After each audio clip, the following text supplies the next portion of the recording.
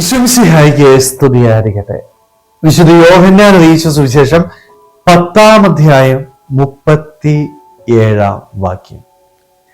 ഞാൻ എൻ്റെ പിതാവിൻ്റെ പ്രവൃത്തികൾ ചെയ്യുന്നില്ലെങ്കിൽ നിങ്ങൾ എന്നെ വിശ്വസിക്കേണ്ട.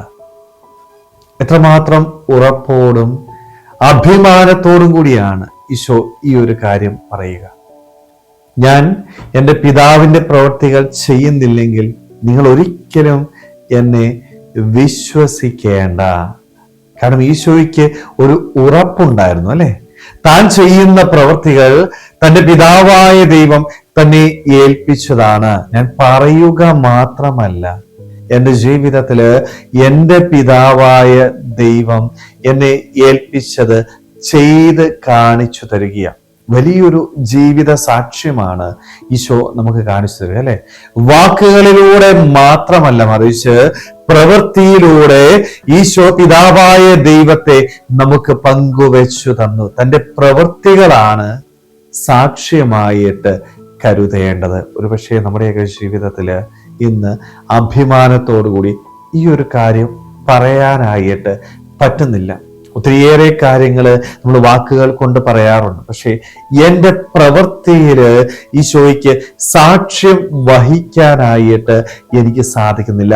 എൻ്റെ പ്രവൃത്തി കണ്ട് ഒരുവൻ പോലും ഇന്ന് ദൈവത്തിന്റെ സന്നിധിയിലേക്ക് കടന്നു വരുന്നില്ല. മറിച്ച് അവരൊക്കെ ദൈവത്തിന്റെ സന്നിധിയിൽ നിന്ന് അകന്നു പോവുകയാണ്.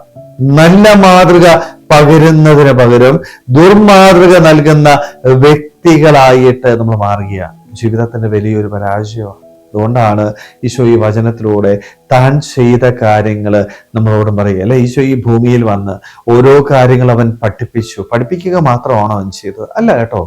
അവൻ പഠിപ്പിച്ചതൊക്കെ തൻ്റെ ജീവിതത്തിലൂടെ നമുക്ക് കാണിച്ചു തന്നു. നല്ല മാതൃക നമുക്ക് നൽകുന്നു. സ്നേഹമുള്ളവരെ, ഈ മാതൃകയാണ് നമ്മുടെ ജീവിതത്തിൽ ഏറ്റെടുക്കേണ്ടത്. ഞാനൊരു ക്രൈസ്തവനാണെങ്കിൽ, ക്രിസ്തുവിനെ അനുഗമിക്കുന്നവനാണെങ്കിൽ, അവൻ ചെയ്ത പ്രവൃത്തികള് എൻ്റെ ജീവിതത്തില് എനിക്ക് ചെയ്യാനായിട്ട് സാധിക്കണം. അത് ചെയ്യണമെങ്കിൽ ഒത്തിരിയേറെ കാര്യങ്ങൾ എൻ്റെ ജീവിതത്തില് വേണ്ട എന്ന് വെക്കാനായിട്ട് പറ്റണം. ഈശോയുടെ പ്രവൃത്തികള് എൻ്റെ ജീവിതത്തിൽ ചെയ്യണമെങ്കിൽ ഈ ലോകത്തെയും ലോകമോഹങ്ങളെയും സന്തോഷത്തോടുകൂടി പരിത്യജിക്കാനായിട്ട് ഞാൻ തയ്യാറാവണം. സ്നേഹമുള്ളവരെ, നമ്മുടെയൊക്കെ ജീവിതത്തില് എത്രമാത്രം അഭിമാനത്തോടുകൂടി ദൈവസന്നിധിയിൽ വന്ന് ഈ ഒരു കാര്യം പറയാൻ പറ്റും. ഈശോ പറഞ്ഞതുപോലെ നമുക്കും ദൈവത്തിന്റെ സന്നിധിയിൽ വന്ന് പറയാൻ പറ്റണം, ദൈവമേ, എൻ്റെ പ്രവൃത്തി കണ്ട് നീ എന്നെ വിലയിരുത്തേ.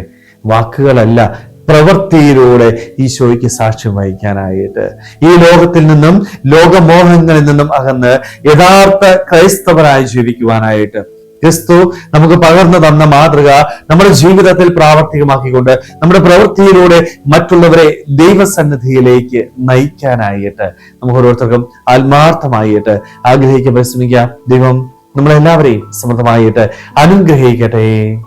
ആമേൻ.